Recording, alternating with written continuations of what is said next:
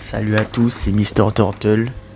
Donc après les nombreux 11 de mes camarades, donc sur la chaîne il y a le 11 de Mister Rabbit, de Mister Fox, de Mister Wolfbeat, Mister Pangolin, Mister Mabouya, donc énormément de 11, il manquait que le mien, donc je vous fais désormais mon 11.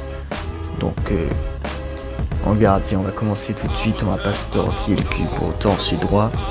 Donc j'ai mis Lev Yashin, tout simplement car c'est le seul gardien qui a eu un ballon d'or dans toute l'histoire. Il a même un trophée à son nom, donc c'est pour expliquer un petit peu l'ampleur qu'il a en termes de gardien. Donc le trophée Yashin a son nom.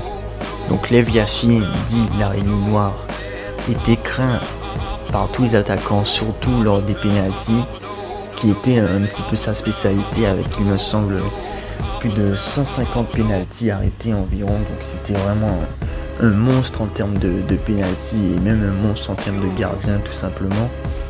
Et il a complètement, pour moi, révolutionné le poste de gardien. Donc en défenseur gauche, j'ai choisi l'incontournable Paolo Maldini. De par son élégance, son charisme, il est très polyvalent, il aurait également pu jouer en défenseur central. Pour moi, je pense que ce sera le patron de ma défense. C'est déjà un très très grand modèle de fidélité, on l'a vu notamment avec Milan. Et franchement, c'était une évidence pour moi que Paolo Maldini serait dans mon 11. J'ai directement pensé à lui, de par même son calme légendaire. Ce mec dégage vraiment une aura footballistique incroyable. Donc malheureusement, il écarte Roberto Carlos à ce poste. Roberto Carlos qui aurait très très bien pu y figurer aussi en défenseur gauche. Donc on entame sur la défense centrale avec Virgil van Dijk. Pour tout ce qu'il a fait durant cette année, c'est tout simplement incroyable. Deuxième au Ballon d'Or avec un tout petit peu moins de points derrière Messi, vainqueur de la Ligue des Champions, finaliste de la Ligue des Nations, vainqueur de la Coupe FIFA et de la Super Coupe de l'UEFA. Il réalise tout simplement une saison extraordinaire, donc je le récompense assez normalement en le mettant dans ce classement. Donc avec lui en défenseur central, j'ai choisi Lilian Thuram, car c'est pour moi l'un des meilleurs défenseurs français de l'histoire. Son renfort offensif n'a jamais vraiment été son point fort, mais ses qualités défensives ont fait de lui une muraille mais quasi imprenable lorsqu'il était encore en activité, et ça pour moi c'est beau. Donc c'est pour cette raison que j'ai mis la légende guadeloupéenne ici dans ma charnière centrale. Maintenant on va passer au poste de défenseur droit.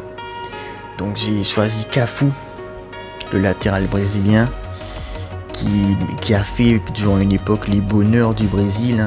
C'est l'homme le plus capé du Brésil. C'est vraiment un patron défensivement. J'ai rien à rajouter là-dessus. Puis au poste de milieu de terrain, j'ai tout simplement choisi de remettre le duo Iniesta-Xavi, qui pour moi était le duo le plus prolifique en termes de milieu. Leur capacité à faire de bons choix et à bonifier le tempo de leur équipe était vraiment incroyable. Et pour moi, c'est grâce à des joueurs comme ça que peuvent briller en fait de très très grands attaquants comme Ronaldo, Messi, Cristiano Ronaldo. Il en faut des joueurs comme ça pour leur donner le ballon, et c'est eux qui les font briller. Leur vision de jeu était très très clairement supérieure à la moyenne. Bon, juste devant au poste de 10, je vais pas tergiverser plus longtemps. C'est tout simplement El Pibe de Oro. Donc Diego Maradona, c'était sans aucun doute lui que j'allais mettre en numéro 10. Bon, il a eu une addiction à la cocaïne. Son style de vie était loin d'être exemplaire. Et un tempérament plutôt volcanique, on va se le dire. Et ça lui a d'ailleurs souvent fait défaut. Mais ce dieu, le dieu du Napoli, a vraiment fait l'unanimité sur le terrain. Et on ne pouvait que constater lorsqu'il avait le ballon l'étendue de son talent. En plus, c'est le créateur de la main de Dieu. Il est considéré comme le sauveur Il est à l'origine de l'âge d'or du Napoli, qui avant lui était un petit peu dans les bas-fonds du classement. Et rien que pour ça, je lui rends cet hommage en le mettant dans ce 11. Donc vous l'avez compris, avec toutes ces éloges que je lui fais depuis tout à l'heure, Diego Maradona est selon moi, il restera pour un bon moment encore le meilleur joueur de foot de l'histoire. Puis en enchaînant avec l'attaque, où je vais mettre Cristiano Ronaldo, Johan Cruyff et Lionel Messi. Donc on va commencer par Johan Cruyff.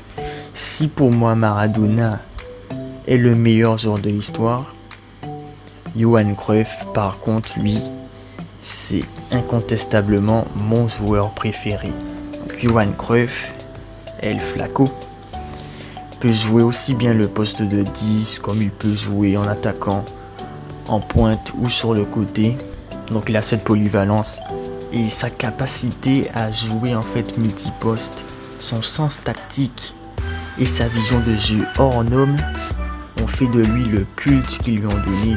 Donc que ce soit à Barcelone ou en Ajax d'Amsterdam, Johan Cruyff respirait le football, que dis-je, il puait le football ce mec. C'est une icône du foot et il manque terriblement au football d'aujourd'hui. Ses talents de joueur et d'entraîneur ont inspiré vraiment les plus grands. Donc maintenant on passe à Lionel Messi, le sextuple Ballon d'Or. C'est vraiment un incontournable. Il fait les bonheurs de Barcelone, toujours à son top niveau. On pense que c'est un alien et c'est compréhensible au vu de ses performances sur le terrain. En plus, aux côtés de Xavi et de Iniesta dans ce 11, c'est sûr qu'il fera des merveilles. Maintenant, Cristiano Ronaldo, donc c'est un petit peu un modèle de longévité. Son travail, son acharnement, son mode de vie ont fait de lui un petit peu l'homme qu'il est. C'est un exemple pour quiconque qui apprécie le foot. Partout où il est passé, il a marqué toutes les équipes où il est passé, toutes les mémoires des supporters. Et pour moi, c'était un incontournable également dans ce top. Donc maintenant, pour le coach. Donc j'avais deux coachs qui me venaient en tête. Je vais commencer par le premier, c'était Nagelsmann, qui pour moi est un très très grand coach en devenir. Malheureusement, son manque d'expérience pour une équipe de ce calibre a fait que j'ai dû le mettre de côté. Donc au profit de Guardiola, l'inébranlable Guardiola, plus percutant, plus direct. Il n'est pas là forcément pour se faire ami avec ses joueurs. Et pour moi, je pense qu'il saura très très bien gérer une équipe de ce calibre qui a vraiment beaucoup de talent et de caractère. Donc Guardiola sans hésiter pour être le coach de cette équipe. Et voilà, la vidéo touche à son terme. Donc si ce 11 t'a plu, n'hésite pas à lâcher un like. Si tu veux avoir d'autres vidéos de ce style, n'hésite pas à t'abonner aussi et à commenter, ça nous ferait très plaisir. Et à la prochaine pour une prochaine vidéo. El fútbol es el deporte más lindo y más sano del mundo. Eso no le quepa la menor duda a nadie. Porque se equivoque uno, no tiene que pagar el fútbol. Yo me equivoqué y pagué. Pero la pelota no se mancha.